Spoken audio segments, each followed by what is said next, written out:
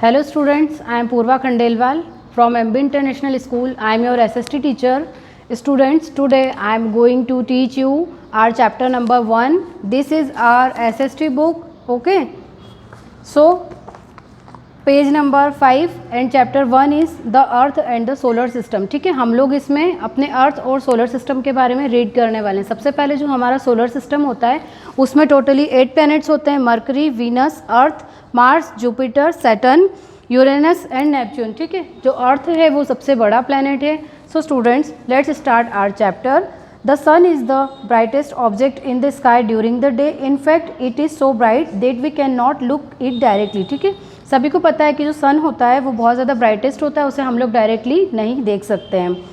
Which is the brightest object in the night sky is the moon, which shines in the dark night. We can also see many stars twinkling at night. The sun, the moon and the stars are called heavenly or celestial body. ठीक है, celestial bodies क्या होती है जो हमें sky में दिखाई देती है, like sun, moon, not birds. Okay, scientist called astronomers studies this celestial bodies which the help of instruments like telescope. तो जो साइंटिस्ट हैं, एस्ट्रोनॉमर्स कहते हैं, जो हमारी सेलेस्टियल बॉडीज़ के बारे में स्टडी करते हैं और हम लोगों तक इन्फॉर्मेशन पहुँचाते हैं, उन्हें हम लोग कहते हैं astronomers. The solar system is an assembly of 8 planets which revolve around the sun.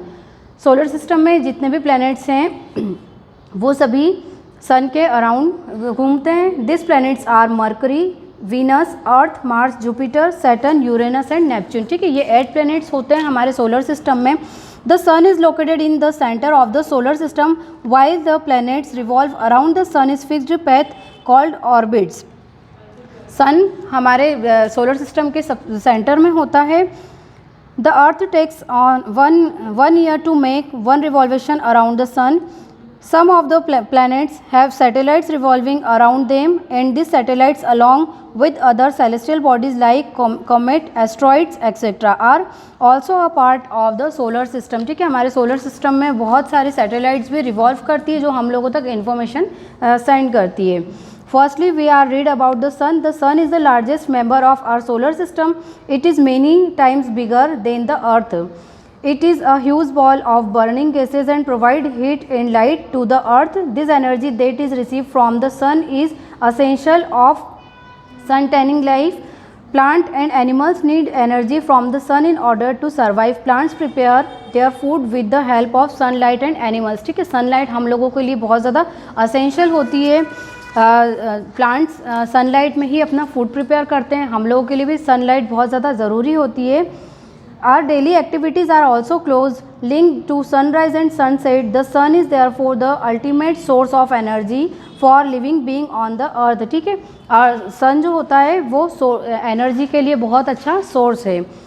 Planets are celestial bodies that do produce heat and light of their own. Our solar system has 8 planets. They move around the sun and get heat and light from it. ठीक है, हमारे जितने भी planets हैं वो सन के चारों तरफ अराउंड करते हैं और जितनी भी लाइट्स वो लोग लेते हैं वो सन से ही लेते हैं. Each planet various in shape, size and colour. ठीक है, जितने भी प्लैनेट्स होते हैं सभी साइज़ में अलग होते हैं, कलर्स में अलग होते हैं. Some of the planets are made up of rock while some are made gases and liquids. कुछ प्लैनेट्स जो होते हैं वो रॉक से बने होते हैं, कुछ लिक्विड गैसेज से बने होते हैं. Planets do not appear to twinkle in the sky but shine with a steady light. Mercury is the smallest planet of the solar system. हमारे सोलर सिस्टम का जो सबसे छोटा प्लैनेट होता है वो मरकरी होता है और जो सबसे बिग प्लैनेट होता है वो जुपिटर होता है.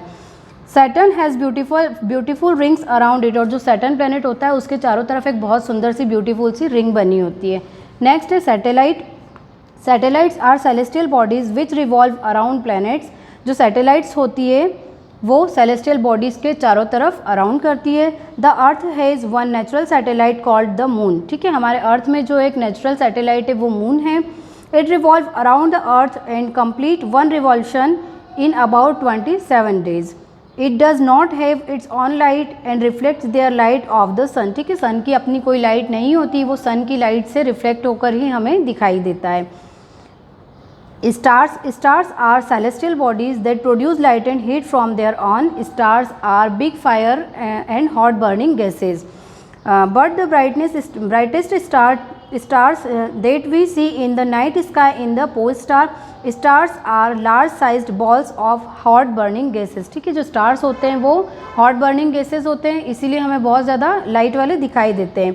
They look small because they are very far from us. वो हमें बहुत छोटे दिखाई देते हैं क्योंकि हमसे बहुत ज़्यादा दूर होते हैं. The sun is the closest star to us due to which is appears quite large. ठीक है, सन भी एक स्टार है, वो हमारे अर्थ से बहुत पास है, इसलिए हमें ईजिली दिखाई देता है, लेकिन सन को हम लोग डायरेक्टली नहीं देख पाते हैं.